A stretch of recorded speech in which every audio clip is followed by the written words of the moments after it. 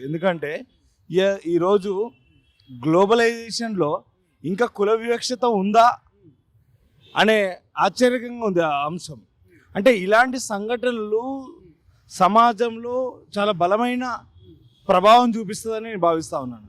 ఎవరైతే కుల అహంకారంతో లేదా ఆర్థిక అహంకారంతో ఇలాంటి ఆలోచన భావం ఉన్నో ఎవడైనా అది ఎంతటి వాడైనా నేలమట్టం కావాల్సిన అవసరం ఉంది. ఎందుకంటే ఈరోజు సరే సామాన్య ప్రజల్లో ఎలాంటి వివక్షత లేదు అని ఇలా సమాజంలో ఒక ప్రయత్నం చేస్తున్న క్రమంలో అటు నేరుగా కులాన్ని దూషించడమే కాకుండా, అంటే నువ్వు ఒక మధ్యతరగతి వ్యక్తివి, నీకు గుడిలోకి రావాలని డబ్బులు ఇవ్వాలన్న అనే ఒక వ్యవస్థ ఉందో, ఇలా రెండు రకాలుగా ఈ సమస్యను చూడవచ్చు.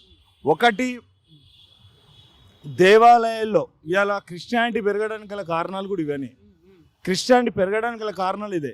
ఇలా దేవాలయానికి ఎవరు పోతారు అంటే కష్టాల్లో నష్టాల్లో ఉన్నవాళ్ళు, అమ్మవారికి లేకపోతే దేవుడికి మన బాధని చెప్పుకుంటే కొంచెము ప్రశాంతత వస్తుందని ఒక ఆలోచన విధానంతో దేవాలయానికి వెళ్తాం. అదేవిధంగా దేవాలయానికి వెళ్ళినాక మన సంకల్పాన్ని సమర్పించుకున్న తర్వాత చాలా బలంగా అరే భగవంతుడు ఉన్నాడు అన్నీ చూసుకోవడానికి, మనం భగవంతుడి మీద భారం వేసి మనం పని చేసుకోవాలనే ఒక సంకల్పంతో ఇది సనాతన ధర్మం.